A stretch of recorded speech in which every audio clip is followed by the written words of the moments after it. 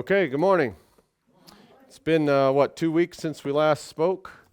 A lot has transpired over the last 2 weeks, let me assure you. I was just telling the congregation here, everything from broken down pickup trucks, busted HVAC, and broken pipes. So we've had 2 weeks.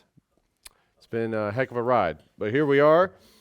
So last time we did, if you recall, I know it's been a while, last time we were talking about Bible origins. What is the Bible? Remember, we said we were going to change timelines around and things like that. So if you remember, we went over the Torah, the Septuagint, we introduced other versions of the ancient translations of the Bible. We're going to pick up where we left off last week. So when it comes to our modern Bible, the King James Version, we know there's a huge gap between the death of Jesus, 33 AD, to 1611. So we know there's a big gap there. And the Old Testament was primarily translated from the Hebrew Masoretic. Remember, we talked about that last time. Okay, so you notice here, that's why I'm saying that 0 AD, 33 AD, all the way up to the first millennium, we've got quite a little bit of an age gap there. And then, of course, all of a sudden, the authorized translation of the English Bible is all the way up there past that at 1611. So there had to have been, what I'm saying is there had to have been manuscripts in between these two times. And that's what we're going to start looking at. So the Old Testament was primarily translated from the Masoretic texts, which from now on will be the MT, by Jewish scholars known as the Masoretes. There we are, between 5 and 1000 AD, okay? The oldest complete copy, you guys remember this from last time? Leningrad Codex. For practical purposes, that's where most all English translations come from. The Masoretic text, the intact version, is the Leningrad Codex of the first millennium AD. Now, as for the New Testament, we have Jesus' original words, which may have been spoken in Aramaic. Okay, so this is Old Testament. What you have to understand about the Bible is the Old Testament and its translations has its own history. The New Testament and its translations has its own history, and then they were put together. Okay, so you have different histories of the different testaments. So when it comes to the New Testament, we have Jesus' spoken words, which may have been Aramaic, which have been translated to Greek, and then to Latin, and then to other languages such as English. Okay, so that's what's going on in the New Testament. So, and it is contested, I know, that Matthew may or may not have been written in Greek. I know.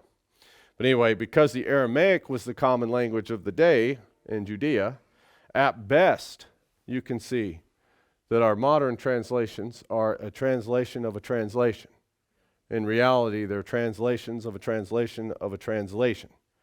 You see, so that presents its own problems. And like I said, last time we talked about the English or the Greek translations that were rushed on account of Erasmus. Okay, so they do have their own problems. And I know this is now an oversimplification of this subject. Okay, so ancient sources and texts are very complex, and we don't have the time to go over all of these. Okay, this is just the families of scripts from dealing with the Old Testament. So you can see we're not going to go all over every single one of these. Of note, we'll see that the MT, which is the Masoretic text here, and Aquila, Greek or Latin for eagle, if I'm not mistaken. And then we have C here, the Masoretic text. The originals are lost. We don't have the originals to these anymore. The LXX, which we know is the 70 Septuagint. And you can notice here, it is a bit older than those Masoretic texts, more original. And then all of these, I haven't even looked over all these. These would be, the letters and such would be Qumran scrolls. And then the hexaplar or the hexapla is origins, and we'll study that later in another sermon. But the hexaplar is a fascinating thing that Origen tried to put together, and it would have been like the Rosetta Stone for the Bible if that had survived. We have fragments of it, and it actually folded out kind of like a Dungeon Master screen. And this is Origen's hexaplar. We'll go over that later, but that would have been the key.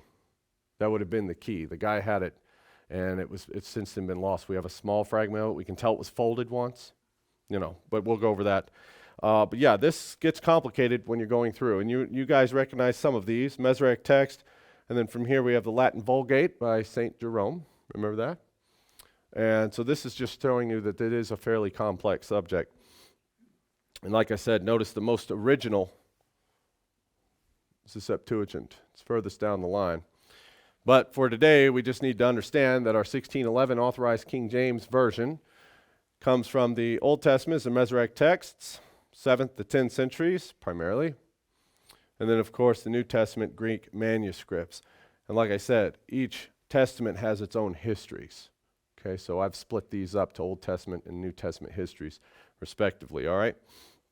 And now this is very important because we're going to start showing inconsistencies between the other modern versions of the Bible and ancient manuscripts.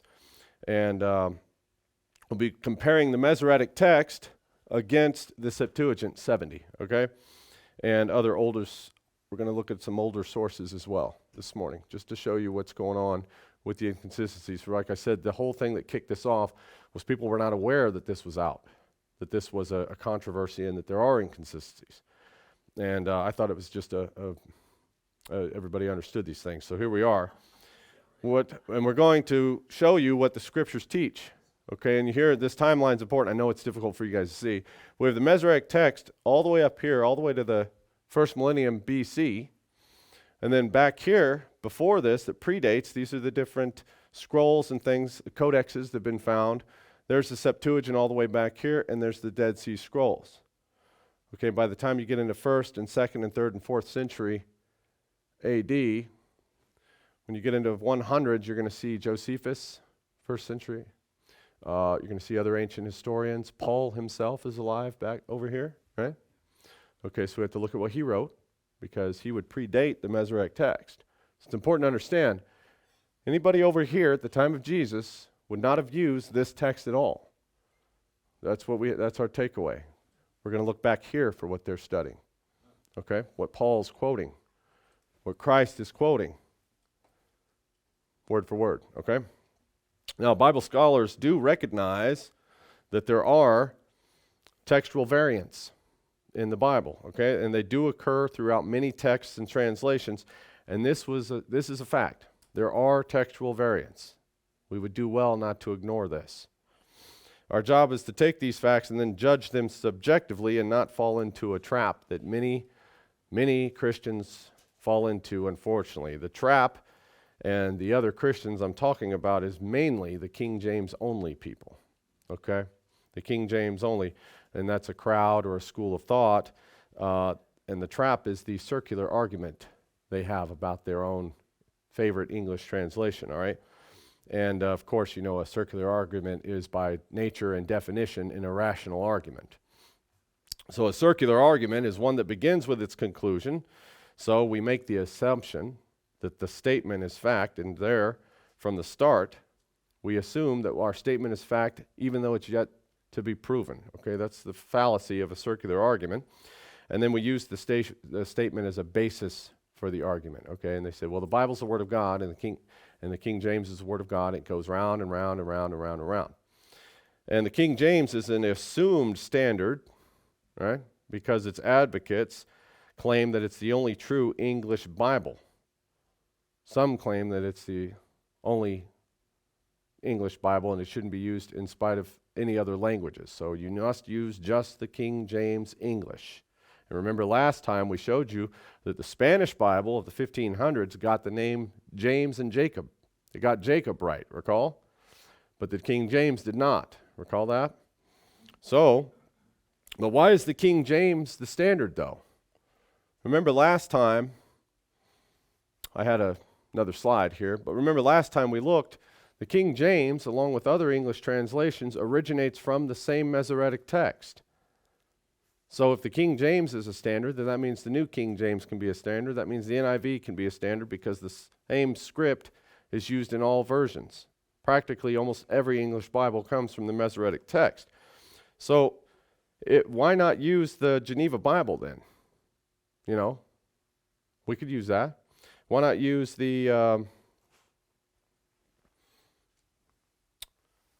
Tyndale, Coverdale, Matthews, Great Bible, Geneva, all of these, remember, King James authorized in the use of the 1611 translation, recall? So if the King James is a standard, then these Bibles can be a standard, right? Why not? You'll never hear them argue for Geneva-only Bibles, right? You never hear the Geneva-only crowd. Have you ever heard of them? Or, the Matthews-only Bible. You see, these are all from the same scripts, right? So, why not use the Geneva Bible, the Great, or choose any of these earlier Bibles? Because like I said, these two come from the same text. So you see the problem with saying King James only. What we need to do is stop with that and go back to this. See what's going on here. So it would be Masoretic text only if they were true to their word, right? If they understood their own argument. But the King James, what I'm saying is the King James Version must stand up to the exact same standards as any other translation. It must. It cannot be the translation above these. So why is it the standard? Why do people say that? Well, like we said earlier, the circular argument, the circular reasoning, which is instead of offering evidence, the argument simply repeats the conclusion. Now, a favorite question that I hear from the King James only crowd is, well, God has preserved his word, hasn't he? They always go to that. They'll run to that. Well, God preserved his word. Well, that's the question they always come back to. And yet they assume that unless you have a perfect English translation, you don't have a perfect Bible. That's what they assume, you see? So, of course, English didn't come into existence until more than 1,000 years after the last words of Scripture were written, right? So you see, making the perfect English translation is obviously an error because we have translations of translations by now. But they assume the King James Version is the perfect English translation. And of course, the second factor why everybody argues with me, of course, is change. Change. They don't want to change. So someone will hear a difference of the translation of their old favorite verse or passage from the old to the new one, and they'll get uncomfortable. You see, and I've run into that too. And that's just a matter of perception versus reality. That's all. No, the King James advocates out there are both, believe it or not, within the kingdom ministry and without. So, and I know you guys are familiar with King James only, right? Now, I have actually listened to some within the kingdom ministry go so far as to prohibit any Bible except for the King James within their church. Prohibit. And I even heard a speaker, and I did, on YouTube, you can look it up. I heard a speaker in the kingdom ministry circle say that other Bible translations, to his knowledge, other Bible translations have not borne any fruit. He is not aware of any fruit being born out of other English translations or the planting of churches in anything other than the Bible, the King James Bible. Now, I'd like to know how he understands that. Anyway, I could relate to you many, many people that read something other than the King James, and they're just as full-blown Christian as we are, I assure you. And I guess the guy made the statement, he doesn't know of any fruit coming from any other versions other than the 1611 King James Bible. I guess he forgot Paul was planting churches in Asia Minor without it. Right? And this guy's, and he's supposedly kingdom minister level. Right? I guess he forgot that. And in that church, and in these circles, you are a troublemaker if you bring a concordance. And they specifically said, they went through a whole rant about how bad and wrong the Young's and Strong's concordance, specifically James Strong's concordances are, and that you should stay away from them and not bother looking up anything else or uncovering other truths, perhaps, that aren't taught. That's just me. Pastor Reed, I do advocate a little thing called research. Okay, I advocate those things. I do not forbid it. And as a matter of fact, when you preach nothing but truth from the pulpit, you can invite others to do their homework and compare notes. Right? I'm always transparent about that. I don't think you guys are idiots. I don't think that I'm going to read the one Bible and then tell you what it says, and you're forbidden from looking up anything other than what I say. Because what I say, the Bible says, is what the Bible says. right? And you guys, most of you out there, don't belong to a church regularly, and you know more than most pastors, right? So what kind of leader would say, I've read every book and every translation, and my conclusions and interpretations are the one truth and only truth, and you have to take my position as gospel, and I forbid you from researching anything else? Now that mindset is found in other circles. They're called cults. Okay, Joseph Smith, he told us what he found. Muhammad had a dream in the cave. No question asked, right? But you cannot question anyone, and if you do, if they say this is the standard, and if you question their dreams or visions or babblings or writings otherwise, you're guilty of heresy and you'll be kicked out of that church. You know, you'll be excommed for that. But maybe, just maybe the other earlier translations undermine their pet doctrine. Just maybe, right? So careful. That's what I think. There's a motive out there. You can't tell me that you're a pro and that you've studied it all and that the things I'm about to bring to you today are just, you've heard this the first time ever. If you're supposed to be pro level, right? Now, our job then as kingdom believers is to investigate the truth as Bereans, just as the Bible says. And the King James says that as well, so they couldn't have missed it. But maybe along the way we'll find some motive. Maybe we'll do that. So call me old-fashioned, but I like to know what's in the Kool-Aid before I drink it. Okay? And if you'd like to know what I have read so far, as a matter of fact, this book is one of the best I've thumbed through. In between mopping up busted pipes, I was reading this. So this one, if you can get it, it's the King James Only Controversy by James R. White. Okay? James R. White. This one is awesome. And as far as I know, and Pastor Matt Dyer agrees, this is the book, the only one written on the other side of it. Okay, you have 100, 200, 300 advocating King James only, but this one is, no, not King James only. Do your own research, right? So if you can get a hold of this one, read it. This is my library copy. But that book is excellent. I haven't read the whole thing yet, but from what I've read, it's fascinating. All right, so we're going to start, now we're going to get down to the research part of it. This is going to be fun. If you have a calculator with you, have it handy. If you have, did anybody bring their Greek Septuagints today? No? All right. You can take notes. All right. Now let's get down. Let's go to something easy. Let's just figure out something easy that's inconsistencies in the passage. Goliath's height. You guys know Goliath? Tall guy from Gath, right?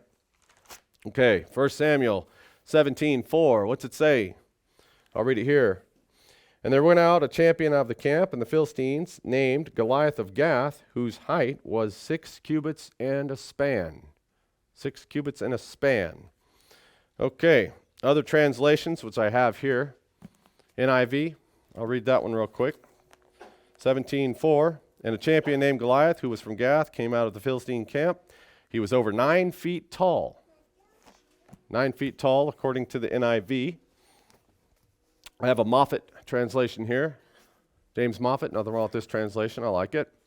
Moffat says in 17:4, from the ranks of the Philistines, a champion walked forward called Goliath of Gath. He was about 10 feet high. All right, so we've got 6 cubits in a span, 9 feet, 10 feet, and he just keeps getting bigger, and before you know it, Goliath of Gath is like Paul Bunyan. John Henry, you know those guys, right? Tall tales, right? Yeah. All right. So the measurement originates from the Masoretic text, right? This measurement came from the MT. 6 cubits in the span is about 9 feet 9 inches to 10 feet 4 inches, depending on which cubit and spans you're using. Okay, you had the royal cubit versus the traditional cubit, 18 inches, right? So there's the MT. So Goliath could have been anywhere from 9'9" to 10'4". Pretty big dude. Basketball player. Now, we're going to read the Greek Septuagints. See what they say about Goliath. Told you to bring yours. Okay. Greek Septuagint. Actually, you know what? Wait, did I? Okay. Greek Septuagint 17:4. 17:4. Actually, your Septuagint, you're not going to find 1 and 2 Samuel. You'll find 1 through 4 Kings. Kings 1, Kings 2, Kings 3, Kings 4. 1st and 2nd Kings is 1st and 2nd Samuel. 3rd and 4th Kings is 1st and 2nd Kings. So give me 1 second. Okay, here. And there went forth a mighty man out of the army of the Philistines, Goliath by name, out of Gath. His height was 4 cubits and a span. All right. 4 cubits in a span. Here's the other one. Remember I told you the Greek Orthodox version? Remember we have the differences between the Vaticanus and Alexandrian codexes. So here's the other one. And therefore came a mighty man from the battle line of the Philistines. His name was Goliath of Gath. His height was 4 cubits in a span. So now we've got 4 cubits in a span. Anywhere from 6'9" to 7 feet. Sounds a little better than 10 feet tall. Josephus, we'll see what he says. How tall was Goliath of Gath? Josephus says, now there came down a man out of the camp of the Philistines, whose name was Goliath, of the city of Gath, a man of vast bulk, for he was of 4 cubits and a span. What's going on here? 4 cubits in a span. It seems the older 4 cubits in a span is more accurate than the newer 6 cubits, right? 4 cubits in a span, according to the Septuagint, both Alexandrian and Codex Vaticanus. 4 cubits in a span, according to the Dead Sea Scroll, 4Q, right there, okay, which I actually looked up. The value is 4. I don't have a Dead Sea Scroll on me. And of course, Josephus, which you can check out, Antiquities of the Jews. So at least from these, and the Samaritan Pentateuch also states the same thing. I don't have a Samaritan Pentateuch, I'll get one. So, the older, now that's just one instance of a difference between the ancient text and the Masoretic. You see how that changed? So Goliath isn't 10 feet something tall. He's more likely this. If you take a spear and everything else, it's like, okay, yeah, 6'9". Still a big dude if you're David. Like, what's the tallest guy ever? 7'8", something like that. So yeah. Tallest man ever, Robert Wadlow. Check Guinness Book off the top of my head. And he's a little taller than Goliath's full height ever lived, right? So, and then, of course, yeah, you've got like Andre the Giant, right? You remember that guy, 7'4"? He's called the Giant, right? Remember wrestler? You see Schwarzenegger stand next to him? He makes Schwarzenegger look small. And he was the Terminator, right? So, yeah, that's why I'm saying more likely this. Only because we have all the witnesses. Right? Only because. And what did we say? Which I put it back. I skipped that. What's the Bible say about witnesses? This is the 3rd time I'm coming to you. In the mouth of 2 or 3 witnesses shall every word be established. That's very important. And notice Paul even told him 3 times just that. So we have these witnesses saying that Goliath was a little shorter than traditionally thought, okay? Not a big deal, really. It's not earth-shattering to us. So, just showing you an easy-peasy way that the Masoretic text and some of the ancient manuscripts do differ. Okay, now here's where it's going to get crazy. Let's take an easy one, like the Egyptian captivity of Israel. Okay? So, Exodus 12:40. Now the sojourning of the children of Israel who dwelt in Egypt was 430 years, according to the King James Masoretic text. Okay, and that's why when you look at books and movies and TV, you'll see things like that movie. You guys, everybody's seen this, right? Okay, and in the movie they say, we've been dancing it for 400 years, right? Actually, that little scene is, he's like, that's a hard dance you do, old man. And then the old man says, we've been dancing it for 400 years, we being the Israelites in captivity of Egypt, right? And of course, there, 400 years we've waited, right from the movie. 400 years in bondage, and today he won't move, right? You guys remember? Well, they're getting out of there. Go to a movie like this, Christian Bale, Exodus, Gods and Kings. You guys seen this? 400 years of slavery. That movie says it too. Everybody knows the Israelites were in slavery for 400 years in Egypt. Everybody knows that. But if you do the math like I have, 400 years in captivity is just not mathematically possible. It's just not possible. Let's go to Exodus 26, Exodus 7:7. Moses was 80 years old, and Aaron 83 years old when they spake unto Pharaoh. Right, everybody knows? So that makes Moses 80? Right, okay. And Amram took him Jochebed, his father's sister, to wife, and she bare him Aaron and Moses, and the years of the life of Amram were 137 years. Amram, Moses' father. Okay? He's 137. And then Kohath, Moses' grandfather. And the sons of Kohath, Amram, Izhar, Hebron, Uzziel. And the years of the life of Kohath were 133 years. Okay, keep up. We got Moses, 80. Amram, 37. Moses is 80 when they left Egypt. Okay? And Amram, his father, is 137, and his grandfather Kohath is 133 years old. Kohath is who? According to Genesis 46, Kohath is one of the 66 people who went to Egypt with Jacob. Remember when Jacob was sent in? They took his family down. All of Israel entered Egypt, right? Kohath's one of the guys. Now, let's assume that Kohath here was a newborn baby when he went to Egypt. Okay, just assume he's a newborn baby. And let's assume Amram died the year, let's assume Amram was born the year his father died.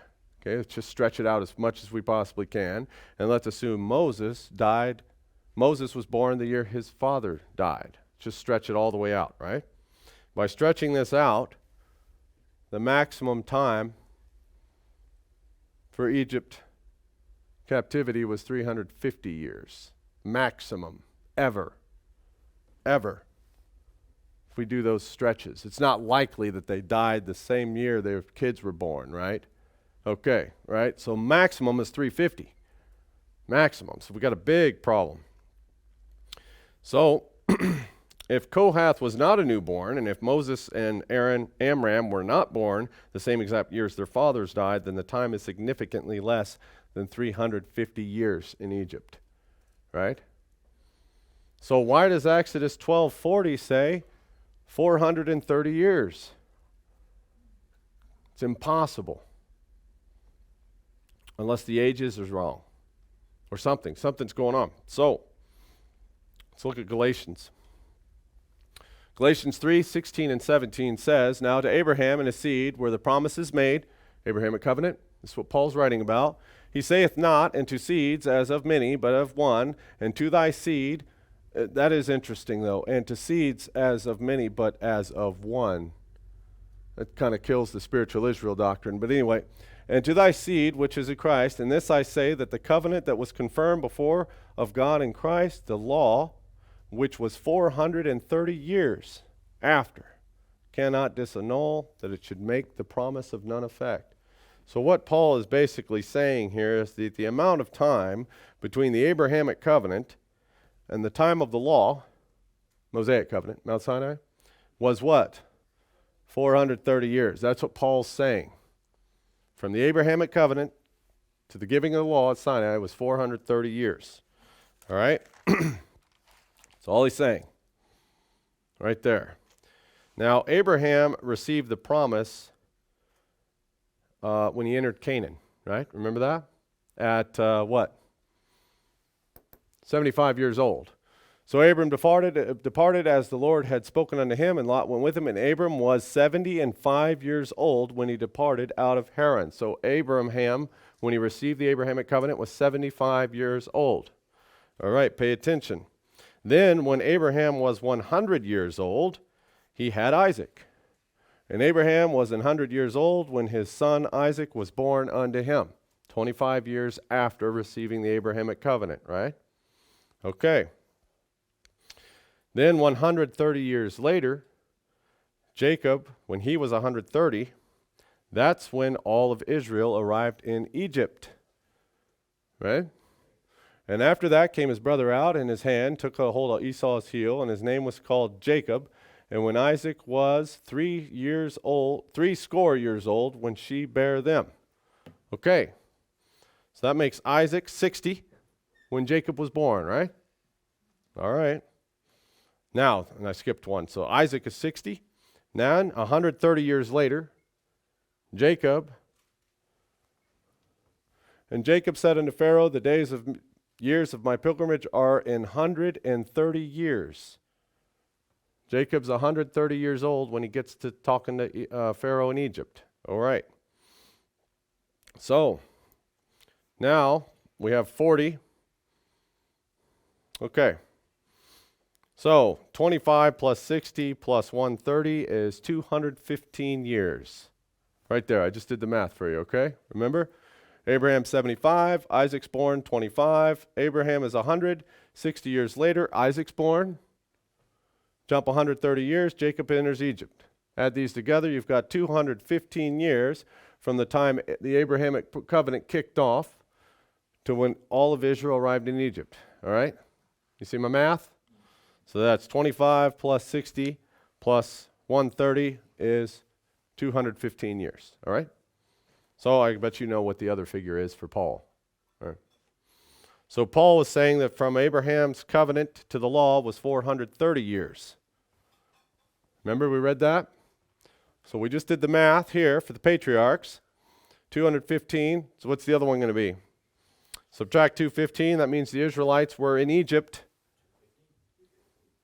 215 years only. A far cry from 400. Far cry. What is going on here? There's some more math coming. We'll take a look. 215 in Egypt, 215 in Canaan. Right? Now, 215 years, not 400. That's mathematically possible.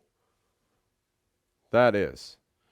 When we look back at Moses' family. And remember, we stretched those to push it to 350 years maximum, remember?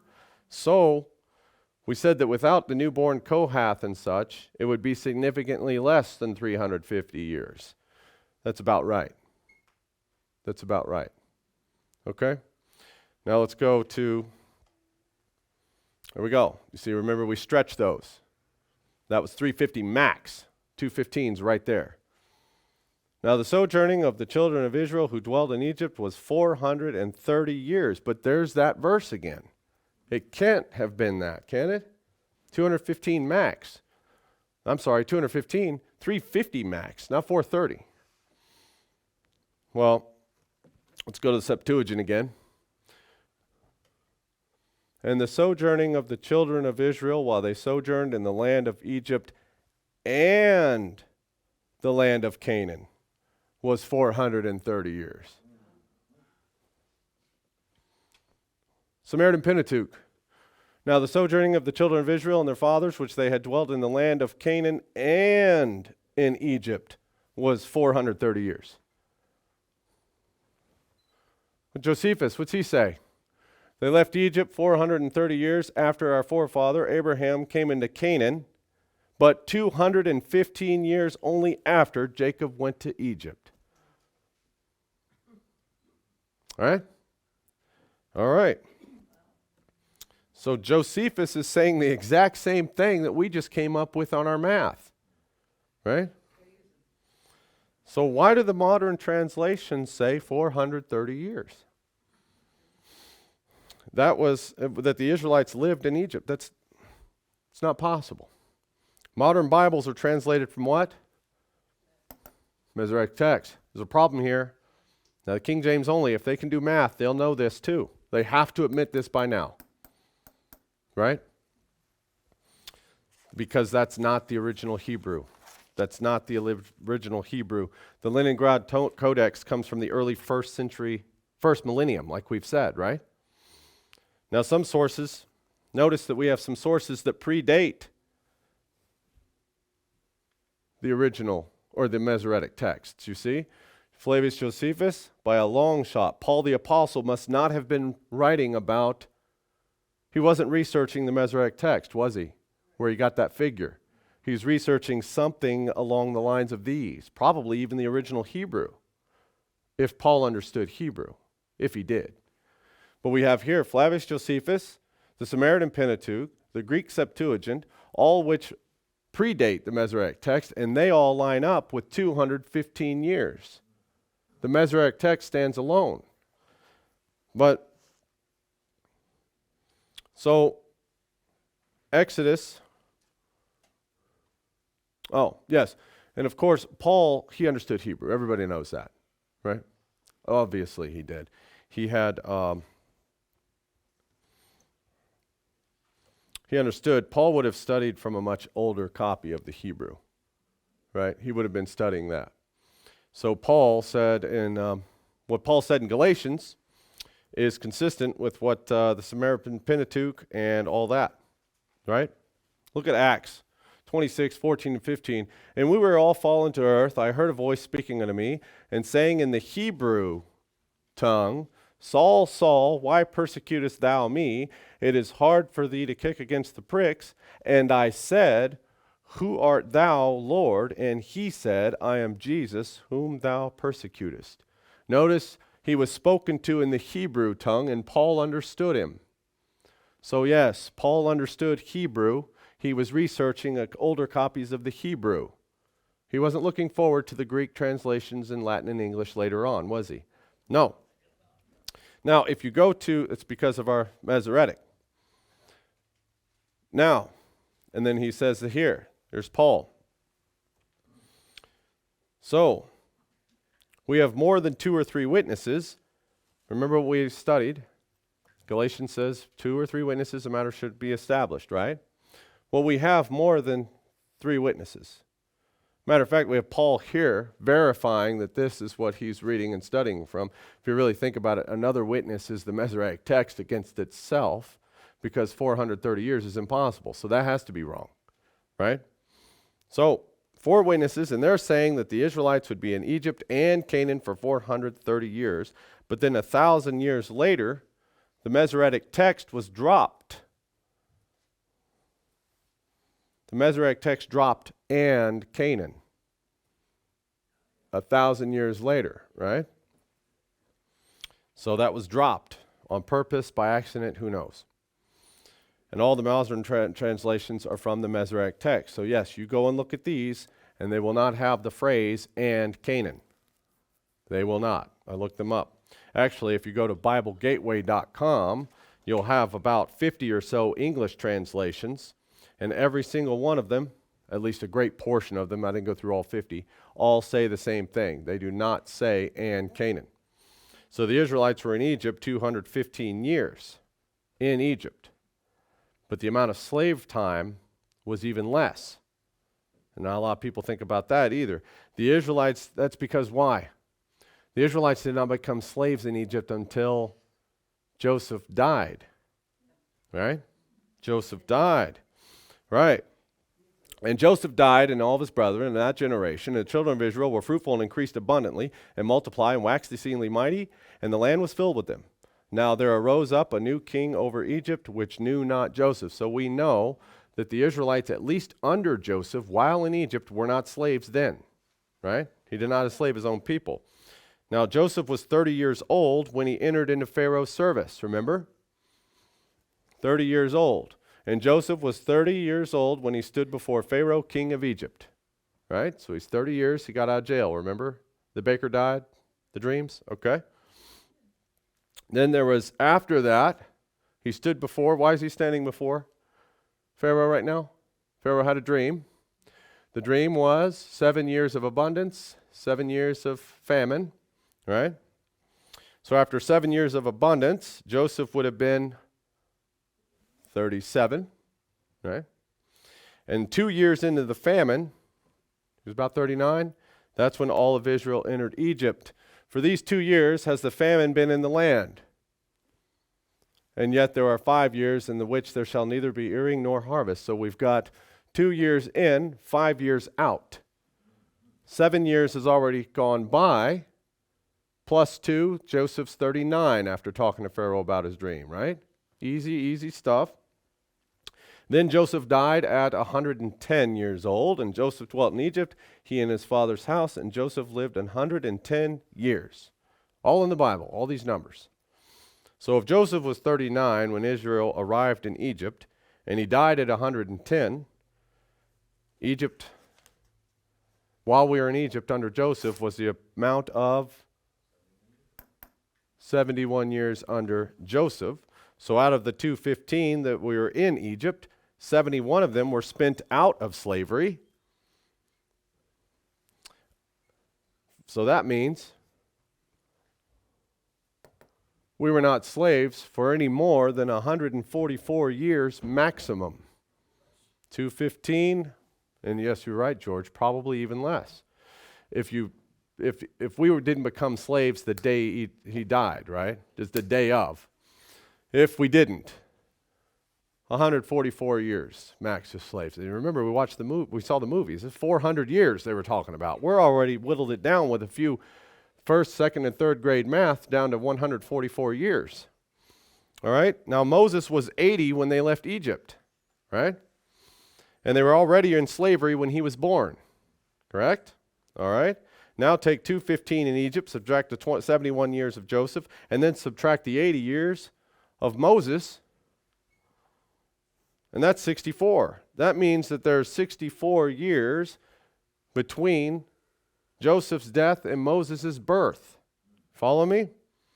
So the Israelites became slaves sometime after Joseph died and sometime before Moses was born. Sometime within the 64-year period, we became slaves, right? Now, if we say that we became slaves exactly in between Joseph and Moses, that's 32, right? Right? 32 years, which is 32 on each side. Add 32 to Moses' 80, and that makes the amount of time we were slaves 112 years. Right? That's about right. Give or take 32 years. Right? Give or take 32 years. Still enough time to be in Egypt, 32 on this side or that side. All right, maybe a little less, maybe a little more, but definitely no more than 144 years as slaves, and definitely no less than 80. Definitely, right? So we were not as slaves for nearly as long as the movies and Bible experts say. Okay? They were not slaves for 400 years. We are only slaves for about 112 years, plus or minus 32 years. Okay? But wait, Reed. I know what you're going to say. Read, Genesis 15:13 says they'll be enslaved for 400 years. You know that prophecy to Abram, right? Oh, let's check it out. 15:13, and he said unto Abram, know of a surety that thy seed shall be a stranger in a land that is not theirs, and shall serve them, and they shall afflict them 400 years. Well, now we've got a problem because we've got a prophecy to fulfill. And it seems like everything else backs this prophecy up. But the math is holding up on the other side. But the verse doesn't say we'll be enslaved in Egypt 400 years. People assume that it does. It doesn't. It says they will be in a land not their own. They'll be served there, enslaved, and they'll be afflicted or mistreated for 400 years, right? So the Israelites, here's a prophecy. You'll live in a land not your own. You'll be servants, and you'll be persecuted for 400 years, okay? It doesn't say and that's the Abraham's seed, right? It does not say the Israelites will be enslaved in Egypt for 400 years. It does not say that. It does not say that at all. So it says Abraham's seed will be servants and afflicted in the land not their own for 400 years, right? All right, Canaan was not a land of their own. That checks out. Egypt was not a land of their own. That checks out, right? Isaac, Jacob, and the multitudes in Egypt were who? Abram's seed, right? See, I'm taking it apart. Isaac, it was in Canaan when he was born, right? And he was persecuted, right? Wasn't he? Where? And Sarah saw the son of Hagar, the Egyptian, which was she had born unto Abram, mocking. Who? Isaac. Okay, Galatians. Now we, brethren, as Isaac was, are the children of promise.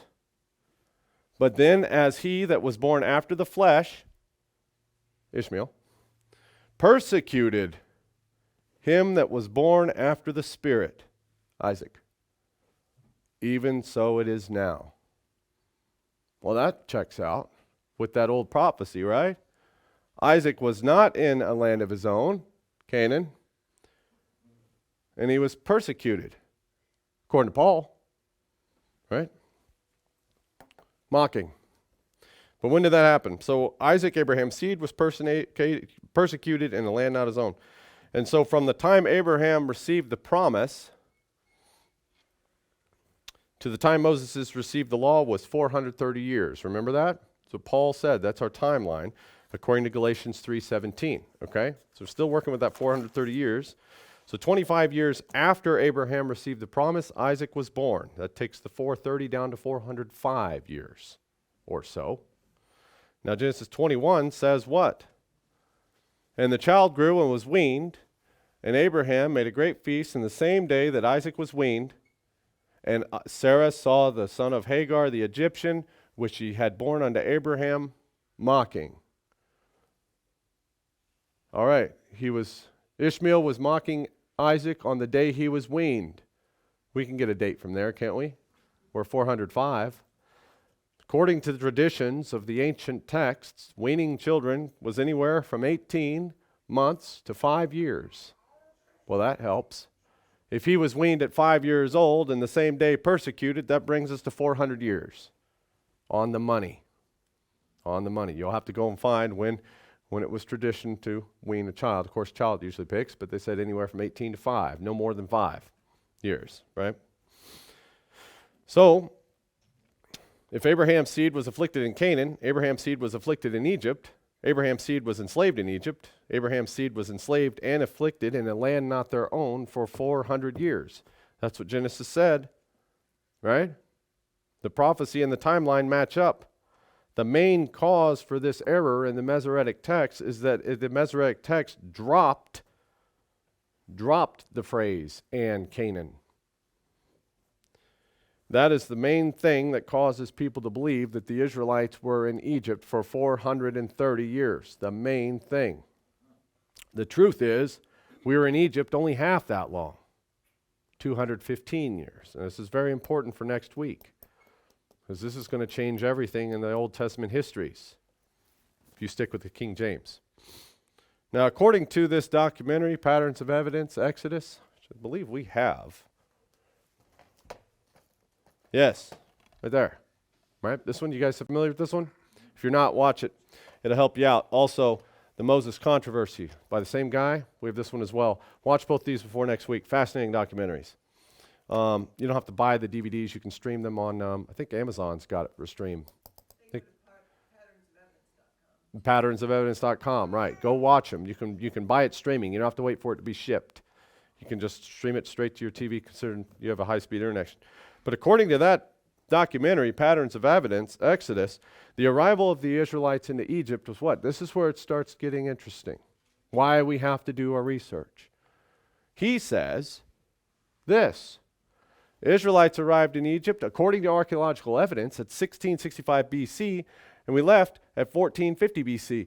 He says, according to the evidence, we were only in Egypt 215 years. That lines up. This guy doesn't know we're Israel. This guy's not looking like I am. But when he talks about these people being in town 215 years, I know he's talking about the Israelites. Then you go and read manuscript after manuscript saying, yes, that's right.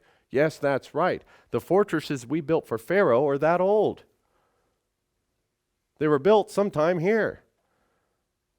And historians are like, there's some mysterious slave people in Egypt. We don't know who they were, but they built these awesome fortresses.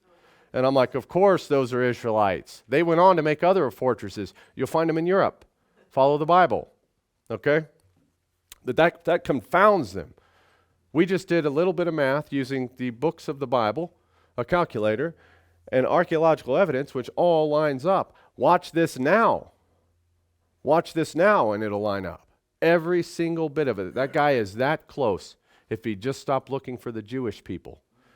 Yeah, and he does, I apologize, he does have Rabbi so-and-so reading our Bible to us with the cute little finger pointer. So ignore that part. Rabbis are telling me what my Bible says. I'll tell you what it is. These Israelites were here. this long. We left, we took the Bible with us, and we built other fortresses for the kings of Europe, just like Jeremiah said we would do. All right. Now, the only thing that the archaeological evidence supports is the 2:15. The archaeological evidence does not support the Masoretic text, including the King James. It does not. That's why everybody's perplexed about this. You go and you're told just to read the King James, and you're forbidden from doing any research on your own. You will not come up. The Bible looks like it's mistaken all over the place. Of course it's not. What we find in the earth is exactly what the Bible said happened. The exact same thing. No question about it. The evidence does not support 430 years. That's a Masoretic text mistake. Go to a King James only church and ask them how long we were in Egypt. They'll say 400 years. They'll say 400 years. Now when you are asked, you're like, well, we were only in town for 215. Probably slaves for about 112. You're going to be a heretic. I know. But now you know. You can follow this video along, do the math, see if it all checks out. But what I'm getting at is this. You have to understand the Bible and biblical history first before you can correctly understand how it correlates to ancient history. You see, you go looking for these dates in the Egyptian records, you're not going to find them. You understand proper biblical timelines and biblical history first, it all lines up every time. And I'm not an archaeologist, but it does line up. It's amazing. When I first watched the Patterns of Evidence Exodus, I did not understand that this lined up with the Bible because I went and looked it up and said, that's wrong. 400 years, it's nowhere close. Do the math like I did this morning and you will come up with the exact same thing he found in the earth every single time. And of course, next week, we'll build upon this and get even more in depth with the King James only versus research. Okay, because that's what we're at. And challenge more doctrines. And I say that because some of them that we'll cover next year will challenge long-held doctrines in the church. Seems to be things added that are now traditions of men and not biblical truth, one of which seems to be the Trinitarian doctrine. Now, this morning we watched another one, God of Heaven and Earth. We watched this. This is proving that the Bethlehem Star was a real phenomenon that happened. It's an outstanding documentary. Goes right along with everything else. Basically, science and the Bible agree. They always do. That's all we have for today. We'll close in prayer.